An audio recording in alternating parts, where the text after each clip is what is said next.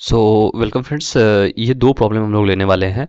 One का 1 number problem लेंगे और 2 का ए लेंगे। 2 बी जो है वो मैं यहाँ पे आपको सॉल्व करके नहीं बताने वाला हूँ, क्योंकि ये जो है वो काफ़ी लेंदी प्रॉब्लम होगा और इसमें कॉन्सेप्ट्स भी बहुत सारे लगने वाले हैं। मार्क्स वाइज भी अगर आप डिस्ट्रीब्यूशन देखोगे तो ये जो 2 का बी है वो 8 मार्क्स होल्ड करता है, जो कॉस्ट शीट आपको प्रिपेयर करना है।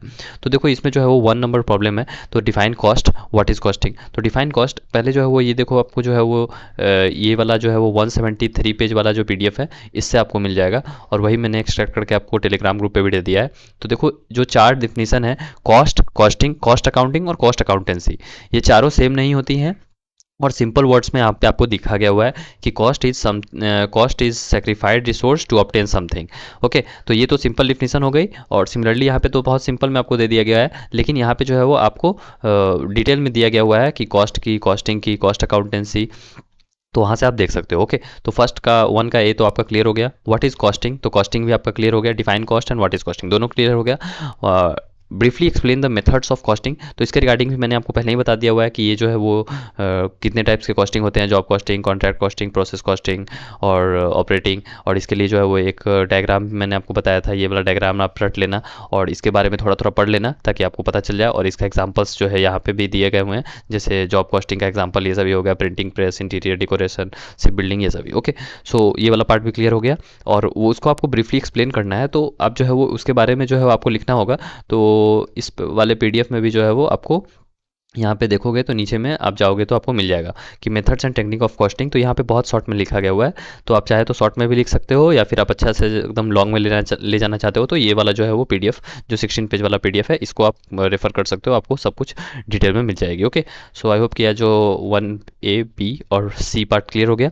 Y different methods of costing are needed, तो देखो इसको लिए जो है वो आप मतलब इसका क्या आंसर होगा कि चूंकि जो है वो हमारे पास जो कॉस्टिंग का मेथड्स है वो डिफरेंट डिफरेंट इसलिए किया गया है क्योंकि जितनी सारी इंडस्ट्रीज़ हैं वो डिफरेंट डिफरेंट है। अब फॉर सपोज़ कि जिस एक जो है वो अगर स्मार्टफोन बनाने वाली कंपनी है, उसकी जैसे कॉस्ट शीट प्रिपेयर होगी, वैसा कॉस्ट शीट जो है वो एक कंस्ट्रक्शन कंपनी की प्रिपेयर नहीं होगी, क्योंकि दोनों का जो है वो मैन्युफैक्चरिंग अलग होता है। एक जगह बैच कॉस्टिंग होगा, जैसे मोबाइल जो बनाती है कंपनी, वहाँ पे जो है वो बैच कॉस्टिंग होगी। ओके, और जो कंपनी कंस्ट्रक्शन कर रही है, फॉर सपोज़ कि ब्रिज का कंस्ट्रक्शन कर रही है, तो जो कंपनी ब्रिज का कंस्ट्रक्शन करी है वो कॉन्ट्रैक्ट कॉस्टिंग होगा। तो दोनों का चूंकि जो प्रोडक्ट है, फाइनल फिनिश प्रोडक्ट, वो सेम नहीं है, इस वजह से जो है वो डिफरेंट मेथड्स ऑफ कॉस्टिंग हमें यूज़ करना पड़ता है। और कभी कभी जो है वो एकदम स्पेसिफिकली किसी एक टाइप के प्रोडक्ट के ही जो है वो हमें कॉस्टिंग करनी पड़ती है, तो इस वजह से जो है वो हमें जो है वो different types of methods needed होते हैं कॉस्टिंग के लिए। ओके, सो आई होप कि 1 का ए आपको क्लियर हो गया। अब 1 2 ए का बात करें कि explain cost classification based on traceability with example. तो ये तो सिर्फ एक क्लासिफिकेशन पूछा गया है, लेकिन मैं आपको बता देता हूँ कि आपको जो है वो सभी टाइप के क्लासिफिकेशंस पते होने चाहिए। और यहाँ पे आप देखोगे कि जैसे मैं ये जो 13 पेज वाला पीडीएफ है, ये इसमें आप जैसे ऊपर से अगर यहाँ पे नीचे आते हो स्क्रॉल करके, तो देखो ओके, यहाँ पे जो है वो आपको ये सभी डिफिनीशन भी याद होने चाहिए। जैसे कॉस्ट यूनिट अगर कहीं भी पूछा जाए तो आपको कॉस्ट यूनिट का पता होना चाहिए, cost centre, profit centre, elements of cost, ये भी आपको याद होने चाहिए। और ये जो डायग्राम है, ओके, ये डायग्राम भी आप याद कर लेना। ये वाला डायग्राम आपके लिए जो है वो एग्जाम में अगर आप बनाओगे तो काफ़ी अच्छा इंप्रेशन पड़ेगा आपका। ओके, सो इस चीज़ को भी आप देख लेना। अब इसके बाद जो है वो elements of brief explanation of elements है। तो एलिमेंट्स मटेरियल ये सभी मैंने स्किप कर दिया है, इस पीडीएफ में नहीं रखा है।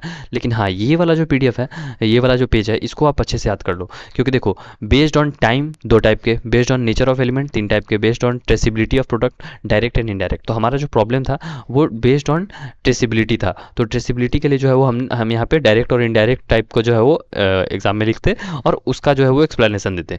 तो आपको जो है वो इन सभी के बारे में पता होने चाहिए जो जो यहाँ पे लिखा गया हुआ है।